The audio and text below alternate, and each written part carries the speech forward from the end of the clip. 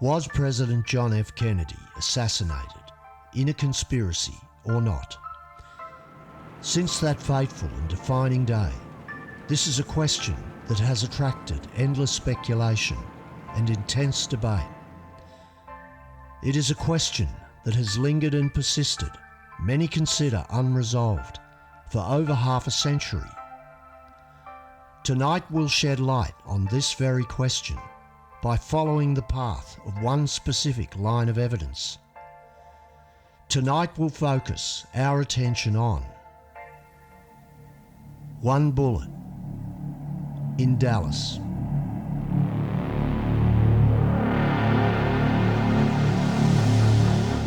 It appears as though something has happened in the motorcade route. There has been a shooting. I repeat, a shooting in the motorcade in the downtown area. Something is wrong here. Something is terribly wrong. There's numerous people running up the hill. I repeat, a shooting in the motorcade in the downtown area. I can see Mrs. Kennedy's pink suit. There's a Secret Service man, spread eagle over the top of the car. I can see many motorcycles coming by now. The official party, as I can see it, pulling around toward the emergency room of Parkwood Hospital. The policeman says, no, you cannot come in here. You cannot come in here. And just now we've received reports here at Parkland. The president was hit in the head. Just a moment. We have a bulletin coming in. It's official now. The president is dead.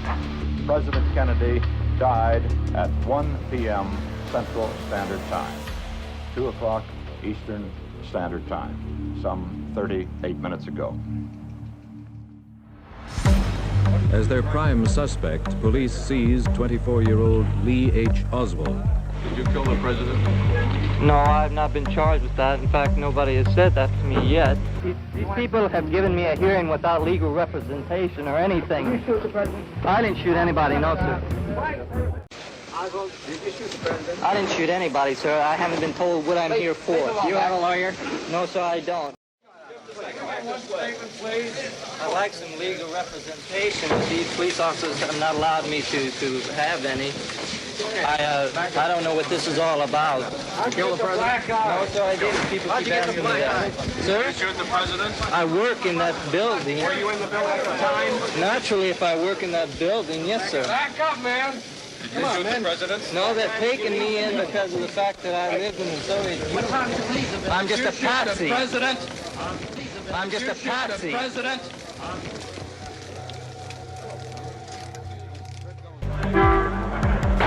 He has been shot. Oswald has been shot. Lee Oswald. Here comes the ambulance. Oswald will be removed now. Here comes Oswald.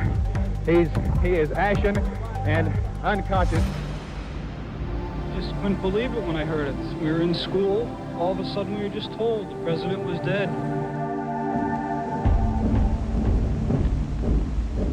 Down this avenue of sadness, they bring President John F. Kennedy, martyred hero, to lie in state under the great dome of the Capitol.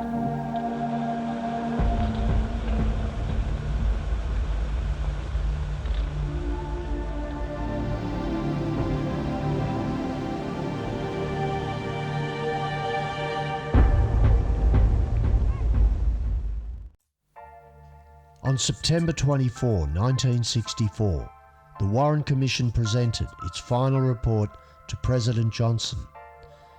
In essence, it found that Lee Harvey Oswald was a lone nut gunman who fired 3 shots from a rifle at the president from behind, from a 6th-floor window of the Texas School Book Depository building. The commission concluded that Oswald acted alone, without Confederates. The commission also concluded that Jack Ruby acted alone when he killed Oswald 2 days later. But many are not convinced by the official Warren Commission report. Several key witnesses, mysteriously, were not invited to testify. Until this day, many Americans have lingering doubts and still feel that there was in fact a conspiracy. A conspiracy at the highest level. A conspiracy to eliminate the chief executive. A conspiracy in a despicable and violent coup d'etat. 60 years after the event, we have a vast amount of accumulated facts, evidence, and eyewitness accounts to draw upon. The internet and search capability provides us with the most powerful research tool we have ever had. So can we prove, beyond reasonable doubt, that John F. Kennedy was assassinated in a conspiracy? I think, yes, we can. First, let's just define the word conspiracy. Google tells us that a conspiracy is a secret plan by a group to do something unlawful or harmful. So what evidence of a conspiracy do we have? What we have is 6 reliable witnesses that report seeing a bullet hole in the windshield of the Kennedy limousine. Dallas motorcycle patrolman Stavis Ellis and H.R. Freeman both observed a penetrating bullet hole in the limousine windshield at Parkland Hospital. Ellis told interviewer Gil Toff in 1971, there was a hole in the left front windshield. You could put a pencil through it. You could take a regular standard writing pencil and stick it through there. Freeman corroborated this, saying, I was right beside it. I could have touched it. It was a bullet hole. You could tell what it was. Further corroboration of a shot fired from in front of Kennedy's car came from the late Dr. Evalia Glanges in her only filmed interview. She was no stranger to guns. I've been handling a gun since I was a child. Couldn't even hold the gun. I had to put it on the fence in order to shoot it. Pull! On the morning of November the 22nd, 1963, I was a second-year medical student at Southwestern Medical University in Dallas, Texas. We ran around the side of the building to the emergency room exit, and the presidential limousine was there. Had been standing there for some time just watching the back of the emergency room when I realized that there was a bullet hole in the windshield. Talked to my friend next to me and said, look, there's a bullet hole in the windshield, and pointed it out to them. At the time, I did not know any of the details of the shooting. I was quite shocked when I looked up and saw the bullet hole, but it was very clear. It was a through and through bullet hole through the windshield of the car from the front to the back. I don't believe there's even any cracks associated with that bullet hole. It seemed like a high-velocity bullet that had penetrated from front to back in that glass pane. At which point, a security officer of some type raced forward and jumped in the limousine and drove it off, even as I was leaning against it, to an area back of us somewhere. And that was the last time I saw the limousine. The late George Whitaker Sr., seen here with his wife, was a lifetime employee with Ford and held a managerial position at the Rouge plant. He went to work on the morning of November 25th to be confronted by an amazing sight. He was astonished when he went to the B building where a garage existed at that time, and he saw the Kennedy limousine that John F. Kennedy had been murdered in. The interior of the limousine had completely been stripped, and the windshield was not in the limousine. He went to the glass lab where he was in charge of laminating glass, and the glass lab door was locked. He knocked on the door, and it was open, and 2 of his subordinates were in there with the windshield that had been removed from the vehicle. They were under orders to take that windshield and use it as a template in making a new windshield. But what fascinated him, and which he discussed with his family and no one else until he spoke with me, was that he saw a hole in the windshield. It was a good, clean bullet hole right straight through in the front. Right. This had a clean, round hole in the front and fragmentized in the front of the back. So 2 of these witnesses very clearly define this bullet hole as the result of a shot from front to back. And as soon as we have a shot fired from the front, we have a second shooter, and by definition, a conspiracy. We have 6 independent, reliable witnesses that provide accounts that all corroborate the same central story, that this bullet hole in the windshield of the Kennedy limousine was the result of a shot fired from the front. The first sign of trouble can be seen in the Zapruder film, when the Kennedy limousine re-emerges from behind the Stemmons freeway sign. The president suddenly reacts, lifting his arms up, seeming to clutch at his throat, indicating that he has been struck by a bullet. They say at Parkland Hospital that it was really of no use to try to help the president, that he was beyond help when he reached the hospital within 5 minutes of the shooting. They said that the bullet that entered his neck came out the back of his head. This hypothesis that the assailant was in the building I described is true, but this conflicts with the fact that the wound in the neck, the doctors say, was in the front of the neck, just below the Adam's apple. But there was a neck wound anteriorly and a large wound in his head in the right posterior area. Connie Kritzberg was a reporter for the Dallas Times-Herald on November 22, 1963. A couple of hours after the assassination, she did a phone interview with two of the principal doctors who had tended Kennedy. I talked to Dr. Kim Clark, who was head of neurosurgery at Parkland Hospital, and Dr. Malcolm Perry. So I asked, how many wounds were there in the president? And I was told Dr. Kim Clark said there was a gaping wound in the back of the head. And Dr. Perry said the wound I was working on was an entrance wound in the neck.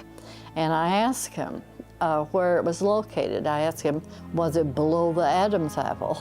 He said, yes, it was in the midline, in the front of the neck, below the Adam's apple. And he said 3 times that it was an entrance wound from the front.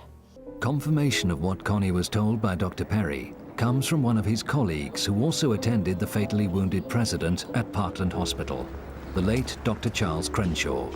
Prior to the tracheostomy performed by Dr. Perry, I observed in the lower third of the neck a small, rounded, well-demarcated entrance wound. Radio reports from Dallas that afternoon mentioned the small round wound of entry in the front of the president's neck. They were heard by the late Dr. Robert Livingston, who was then scientific director of the National Institute for Mental Health. The reports had been that the president had been shot from the rear, from the 6th floor of the Texas School Book Depository building. And the evidence at hand from the Parkland Hospital doctors of a small, neat wound in the neck was contradictory to that, or at least complementary to that, in the sense that it required that there be a shot from in front, so that if he were shot from the rear, he was also being shot at the same time from in front. So I wanted to tell whoever was going to do the autopsy about that, and so I telephoned Bethesda Naval Hospital. The officer of the day I knew, and he put me quickly through to Dr. James Humes, who was going to head the autopsy team. He was very cordial, and we had a good conversation, brief. He had not heard about the neck wound. I told him that it was important because it was a wound of entrance, and I told him that it should be explored completely for its track and to find any bullet or fragments of bullets that would remain, and particularly emphasized that it had to be a frontal wound since there was no tearing of the tissues. He left the telephone momentarily and came back and said, Dr. Livingston, I'm sorry, I can't continue this conversation. The FBI won't let me. Humes later claimed he only learnt about that bullet wound after the autopsy from one of the Dallas doctors. He never examined it. I'm absolutely certain about that telephone call. I'm sure that Dr. Humes got a clear impression from me about the neck wound representing a wound of entrance. The second wound? The second wound was here in the throat, right above the necktie. It was a small opening, very small, 3 to 5 millimeters, about the size of your little finger. We saw he had a little hole right Was that about another sort of controversial thing? Was it above his collar line or slightly below it? By the time what do you call I it looked, Diane, the nurse, had started taking his clothes off, which was her job. Yes. So I really don't know whether exactly it was through the collar or not, but it was certainly at the collar line. It was just about right there, just to the right of the trachea, and just certainly where his collar should have been. After George Whitaker died in 2001, this statement was found amongst his possessions, reaffirming for future generations exactly what he had told Doug Weldon 8 years previously. This document was discovered, and for me, it gave the final stamp of approval that what he told me on that August day in 1993 was in fact the truth of what really happened. Associated Press photographer James Altkins took this famous photograph, known as the Altkins 6, moments after the president was struck in the neck. You can see the president's clenched fist. You can also clearly see the bullet hole in the location described by George Whitaker, about 6 inches to the right as viewed from the front. The bullet hole is just beyond the extremity of the rearview mirror. Altkins was standing on the curb in a remarkably important position. The reason his position is so important is because he is standing, for all practical purposes, on exactly the same line as the path of that bullet. It must have passed almost directly over his head, or whizzed past his ear. In fact, a Google search on this basis found this important note on his Wikipedia page. Altkins said he was told by the AP's Los Angeles photo editor that he might have been shot had the bullet gone just a bit to the left.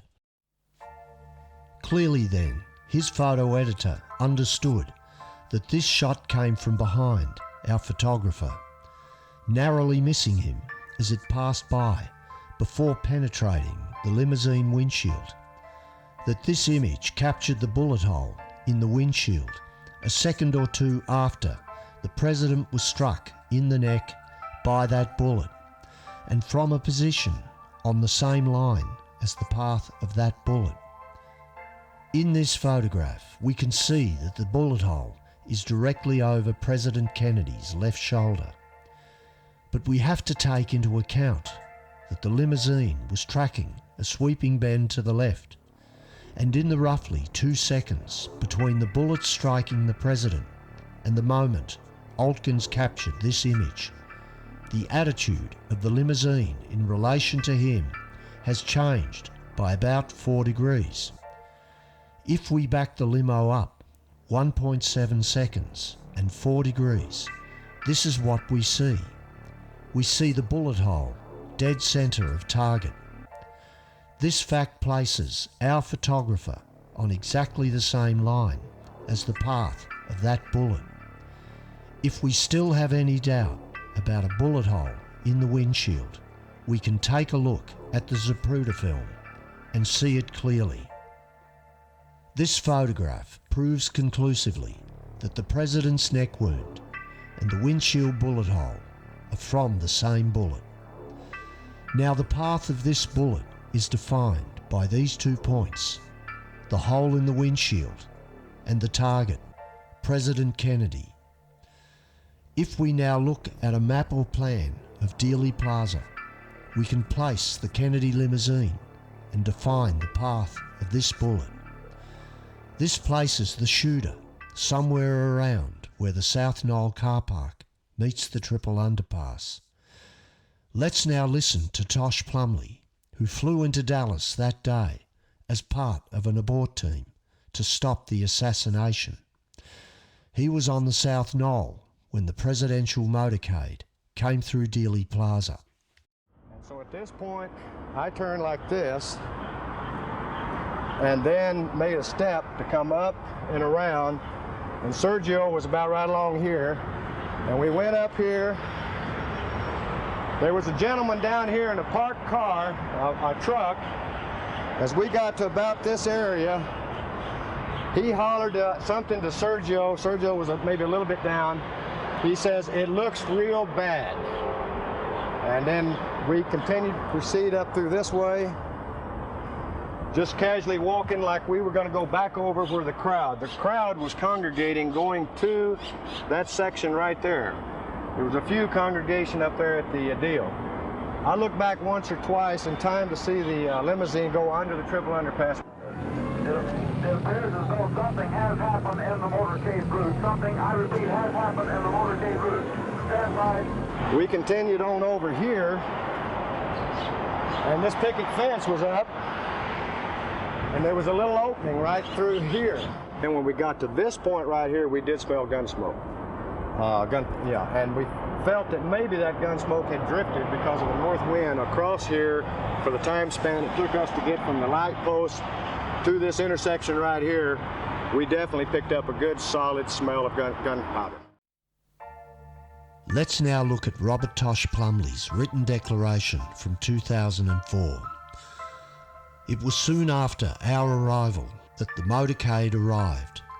When the shots rang out, I had the impression of 4 or 5 shots, with one being fired from behind and to my left on the South Knoll, near the underpass and south parking lot. While leaving via the south side of the underpass near the train tracks, Sergio and I smelled gunpowder. So I am satisfied beyond any doubt that all of these facts and eyewitness accounts prove conclusively that President Kennedy was initially struck in the neck by a bullet fired from the South Knoll, a second gunman in a conspiracy to kill the president.